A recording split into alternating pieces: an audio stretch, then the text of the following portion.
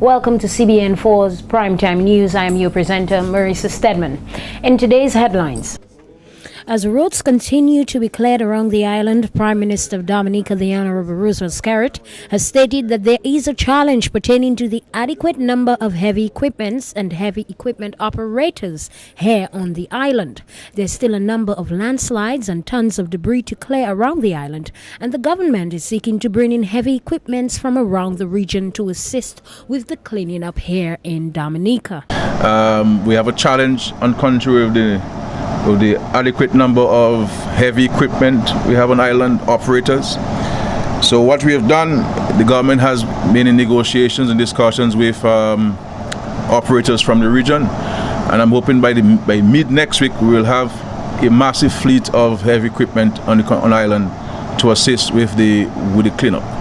And the intention and the strategy of the government is to clean from Rosa going out. So there will be a redeployment of the existing assets in the country into the city and take from the city and go out. Another strategic point is to take from Ross University and go out into the out districts. From Douglas Charles and go out in the other districts. So we'll be redeploying the heavy equipment operators to address the strategic decision that the government has put in place. According to Scarrett, the main intention is to have commercial activities back up and running here in the country. Before the catastrophic Category 5 Hurricane Maria struck Dominica on September 18th, the country was buzzing with commercial activity. Much of that commerce centered around the different ports, the main point of access and egress here. Since September 19th, the port has been overrun with persons exiting and entering the country, adding to the clutter that existed there. Prime Minister Scarrett would like to see port activities normalized. I have given the port instructions to put all systems in place to have the ferry terminal functional, so we do not have the persons using the ferry to be at the containerized ports, because it's a challenge there. So we need to get the ferry terminal functional before the end of this week. Douglas Charles will make an announcement on the commercial services at Douglas Charles, so we'll be informing all of the airline companies and airline agents on the opening of Douglas Charles for commercial flights, and we'll be doing the repairs to the cane field and to bring more order at cane field. The Prime Minister is also seeking to have order and security at all of the ports around the country. We have deployed and we're deploying additional police personnel, utilizing the presence of the regional forces here to all of the ports, including Ansdeme, including Portsmouth, including Douglas Charles, including the ferry terminal, including the Woodbridge Bay, and also customs, so that we bring some order and better functioning of all of our legal and formal ports. In the race to normalize commercial activities, Scarrett urged persons to continue to utilize the ports and not drop-offs at beach sites, as the rule of law is still in effect and one may find themselves in difficulty with the law.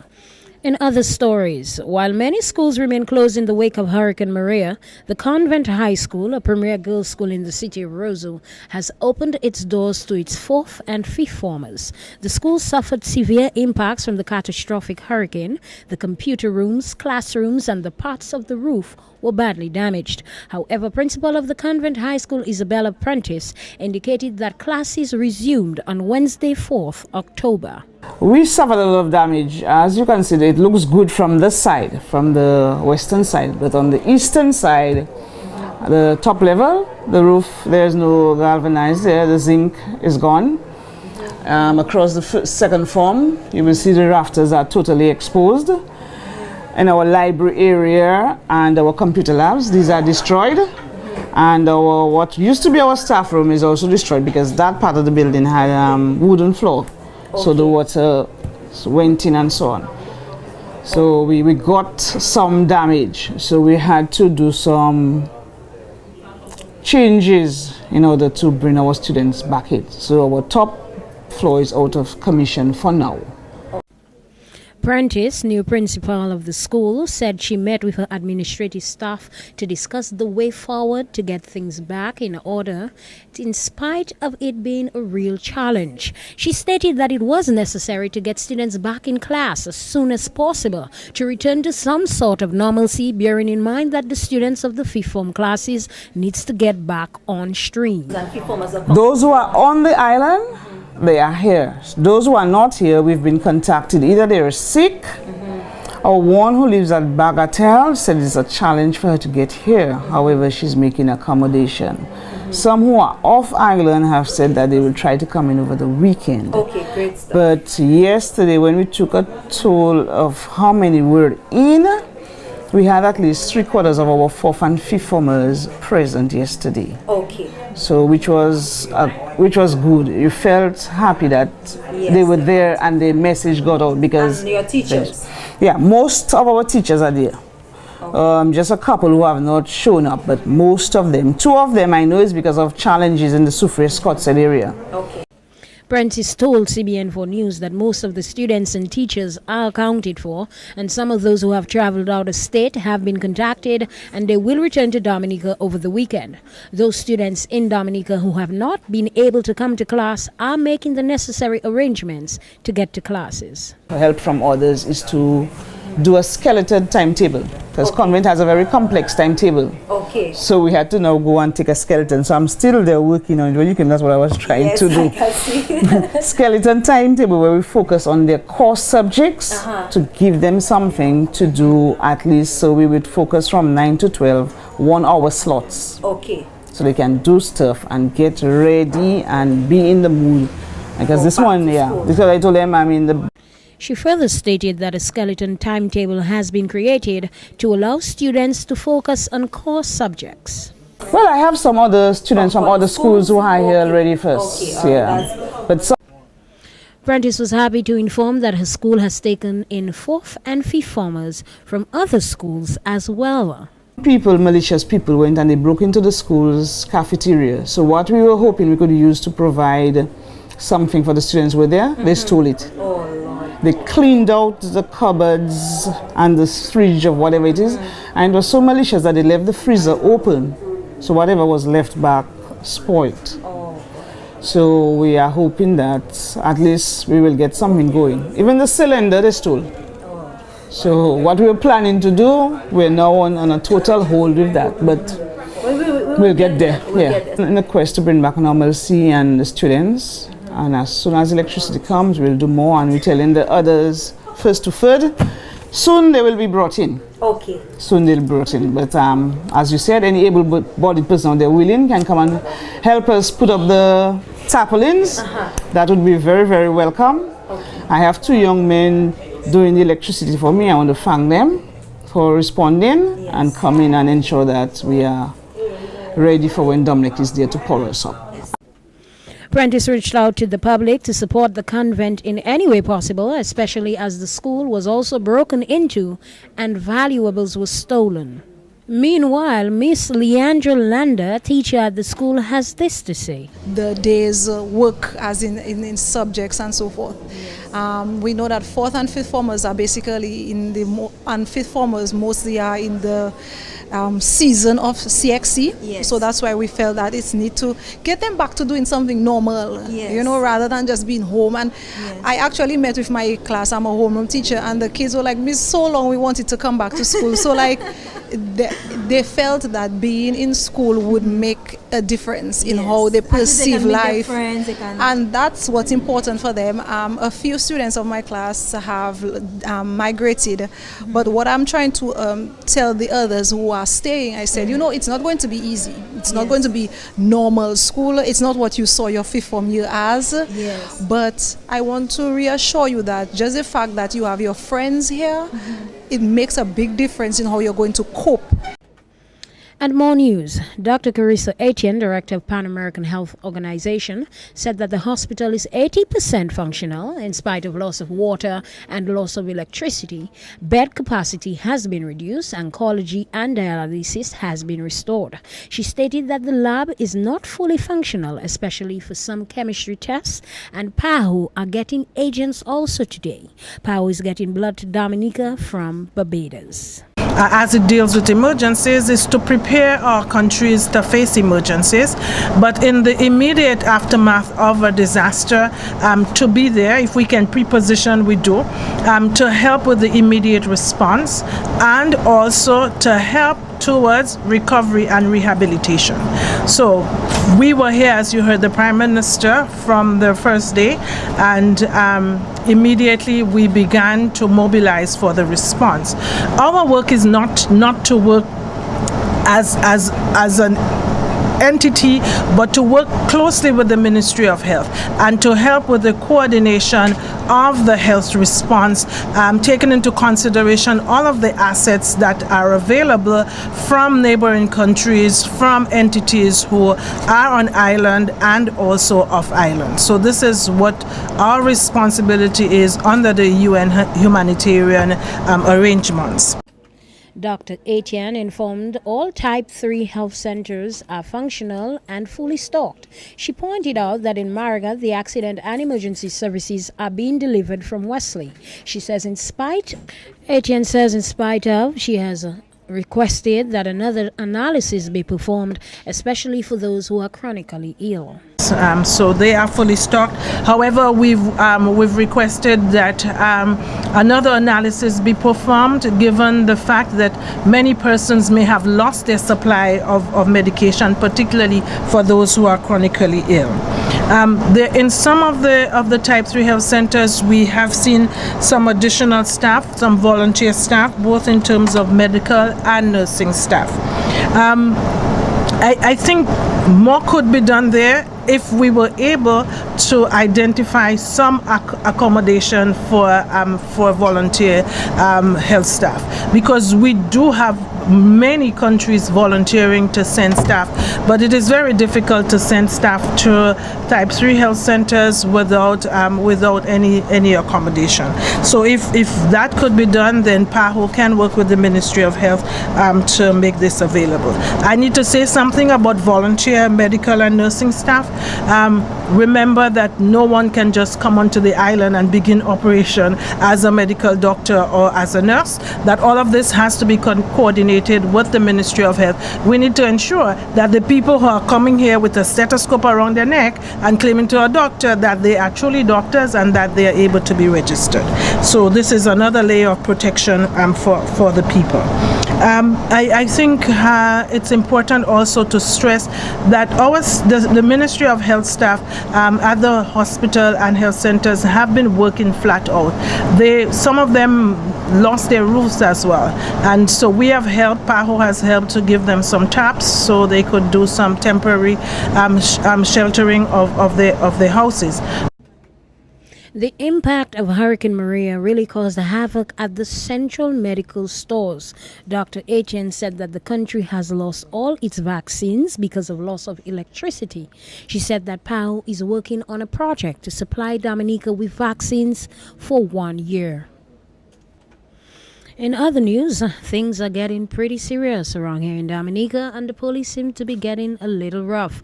A man was shot dead in Funkele by the police last night. It is rumored that the gentleman was caught stealing a generator and refused to give it back. CBN4 has not received any details as to the chain of events that led to him being shot. One thing is certain, there are mixed feelings from the public about this. CBN4 is still seeking confirmation from the police. We will continue to watch the story as it unfolds.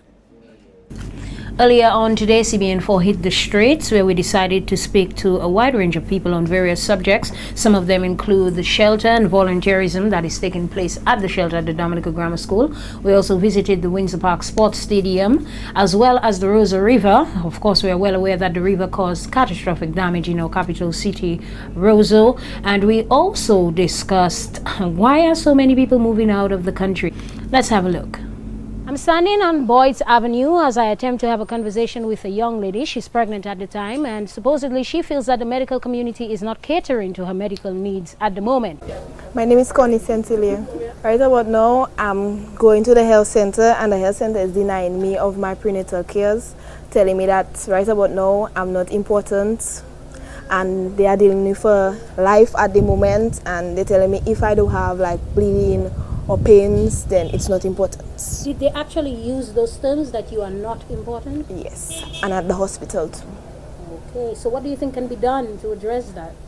Well, honestly, they should take pregnant women seriously, because we are the people to bring up the country and bring up the future and the outstanding youths to come, and they're like denying us our cares because of the elders and all the others. Let me just ask you, has anyone ever come to your house and taken note of how many people live there, if there's anyone who's pregnant, how many children are in the area? No. No. No. Do you think this is something that should be done, that there should be committees, groups organized to do that? Yes, they should. Especially the PAL reps for the Rosa, they should be passing around, because right about now we don't have a house. Right about now is in a boutique we live in. So how do you attain food and water? Well, recently they brought in water, but food, they said that we're not getting food because of some people was looting, so like everybody paying for it. Ah, so you are a victim of that. Yes. Okay, now supposedly there are people who still have homes, but they go to the shelter to eat. Yes, because they don't have food. Do you think that you may have to resort to that? Well, you see, to me, at that situation, as my situation being pregnant, I don't see any sense of me going to the shelter, because walking up there without water, I can fall, I can injure my young one inside of me. So I just check like best they should just pass. And don't you think that there should be a committee, something organized particularly for women and children? Yes, there should, especially medical cares and assistance for the young ones. It is rather unfortunate, the events that has occurred because of Hurricane Maria. There is now a loud outcry from all persons in the public to have their needs addressed, particularly for those women who are pregnant during this devastating time. It can prove to be rather challenging. CBN4 spoke to a pregnant woman who lamented that she is quite dissatisfied that pregnant women are not taken more seriously. According to her, she has seldom received food and water and feels punished because of the looters who paraded through the stores. She believes that Rosa and environs are not given priority as a result of the supermarkets that were looted, making her a victim of other people's behavior. It is a known fact that Hurricane Maria has left Dominica devastated. People's lives have changed, so much so that a lot of Dominicans are thinking of fleeing the country to other Caribbean islands. But is this the proper solution, or is it an easy solution to escape the damages that has occurred? I'm standing at the immigration department that's at the back of the police headquarters in Rosa, and here we can see that there are long lines being hosted by the police officers. People are seeking to have their passports renewed. For those persons who had their passport damaged during the storm, they are seeking to have their passport replaced. I'm still seeking information as to how this can be done, considering the events that has occurred in Dominica. But all I can say is a lot of Dominicans are leaving the country and not sure to have a return anytime soon. How many capitals in the world can boast that they have a river passing right through it? Well, Dominica certainly can. The Rosa River, it appears calm right now, but during high seasons of rainfall and stormy weathers, it is exactly the opposite. Tropical storm Erica taught that to us when it destroyed the bridge in the capital of Rosa, but Hurricane Maria was something that was so much more devastating. This is the result of all of the debris, litter, sand, stone, rubble that we see in our capital. During Hurricane Maria, the Rosa River brought down all of this into the capital. It should come to no surprise that the Rosa River is trying to take back its path. According to the minister, years ago, the river passed even more within the city, but over time we have built in the path of the river, and right now it's trying to take back its path. So it is a clear and known fact that while we can boast that we have 365 rivers, and we are really appreciative of that, the rivers can be quite devastating to our lives and our economy during stormy weathers. I am Marissa Stedman reporting for CBN4 News. Thank you for being with us. Hurricane Maria may have caused catastrophic events, but it has yielded a positive spirit among some. The effects of Hurricane Maria and Dominica does open doors for volunteers, those who are able-bodied and willing to help wherever they can. All right, I'm Josh Fitzgerald Moise. I stay at King George. Me and my woman right there, my uncle. We have a little business going on, but right now it's crushed. But we all right, our house, so far is good and so on. But we came here in grammar school to help out. Yeah, man. So you guys are volunteers? Yeah, we volunteer, man. And exactly what do you do here? Well, if they need, for example, if the elderly need help, sweeping, anything they need help doing, like guarding gates, anything, they need security in the night, anything, we are available. We just don't, we really have nothing to do. We're willing to do something, but people not really willing to help the young people. You think everybody are looters, so. We happy we helping, but we want to do more. So the relief supplies, would it be for the Dominica Grammar School or for various communities? I think it's for various communities, but they having problem getting it back and forth. If you need something, so on, if you have, the old people they have enough, we always give.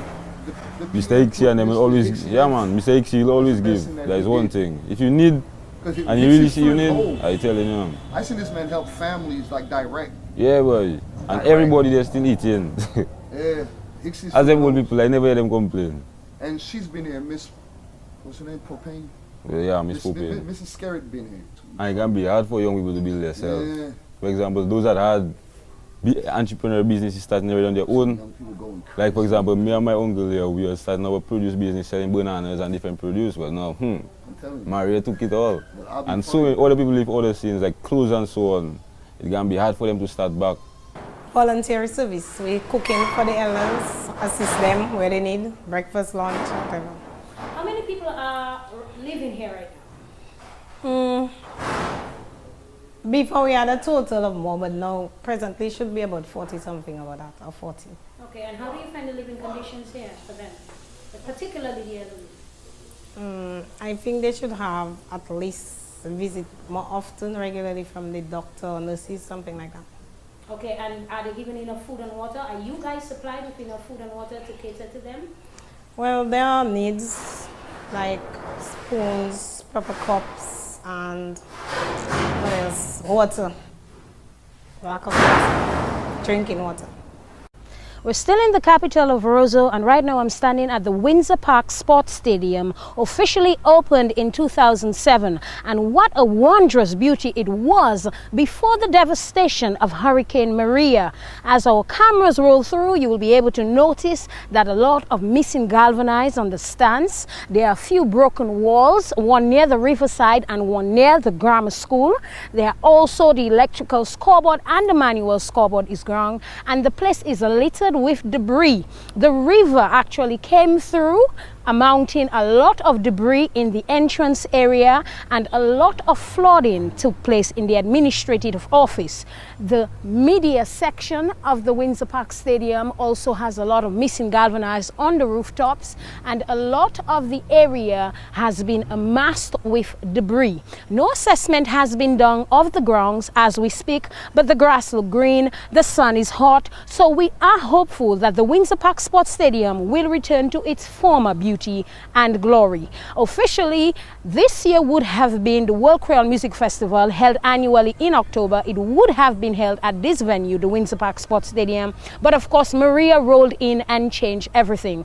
We're looking for a brighter outlook next year. Hopefully this place will be cleaned up, ready and set to go to host the annual World Creole Music Festival next year, 2018. I'm Marissa Stedman reporting for CBN4 News. Thank you.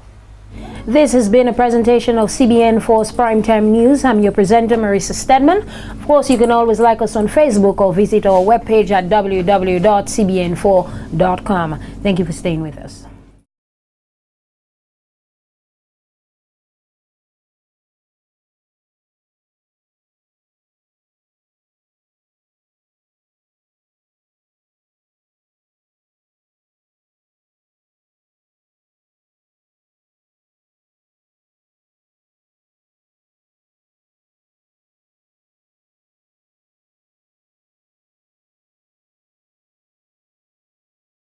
And the weather report for this evening. Possible showers, temperature at 88 degrees, humidity at 79%, winds east-northeast at 13 miles per hour. There's a 42% chance of rain, and sunset will be at 6:18 p.m.